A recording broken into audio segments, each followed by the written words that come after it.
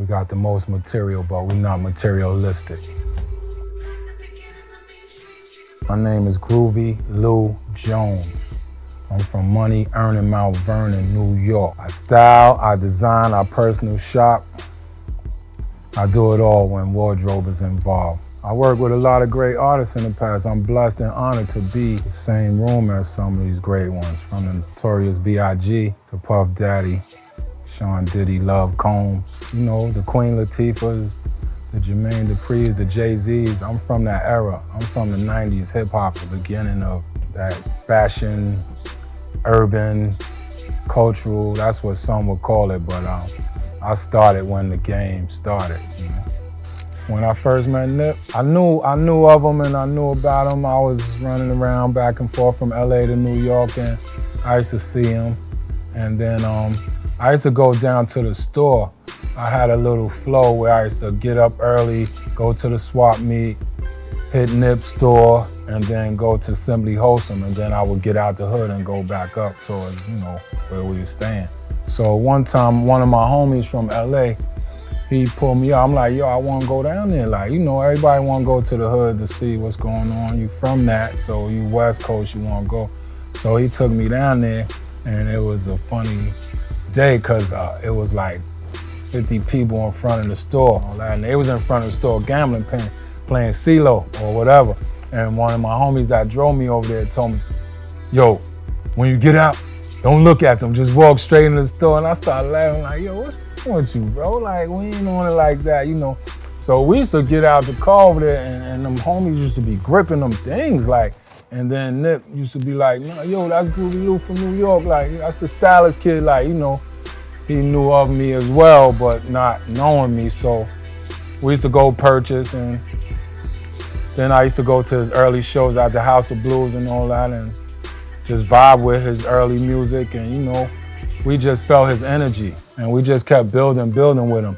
And then he would be like, yo, Groove, when I get everything together, we gonna rock. I'm like, no, I'm here for you, King, whatever you need. So we just kept building, and one day he came and was like, yo, I'm ready. And we just got started, but the impact and the energy was right, and it was feeling good, and they caught on.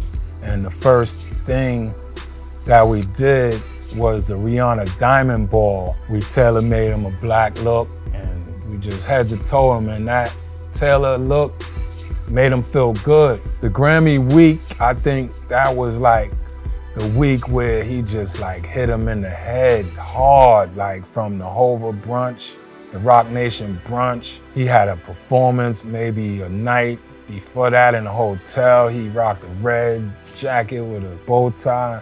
So they looking at him like, if you doing all this now, what you gonna do on Grammy night? But Grammy night, we wanted to keep it simple and sexy, traditional, 3-piece black. But just that week, he was fresh. He was changing twice a day. He was feeling good. He was getting love from everybody, from all coasts, all love everywhere. To the people, it was just like, bam, like, you know what I mean? But to us, it was a plan. It was laid out, and we knew what we was about to do, but we hit the people in the head, and they seen it. We just was starting, like, you know what I mean? But we're gonna keep it going. And that's why we here with the clothing line, so we could show them what we were doing and what we was about to do. That's the hustle way, just taking your time. I'm hustling at my pace, getting it right, and when I'm ready for the world, I'll give it to y'all. You know what I mean? The hustle way is still going to this day. We still hustling, he's feeding us, like, you know what I mean? Through the spirit, through his energy, through everything he laid out. I mean, all them seeds he planted, the flowers is blooming now.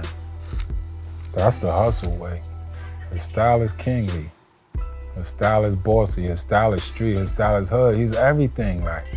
It depends on what he's doing and where he's going.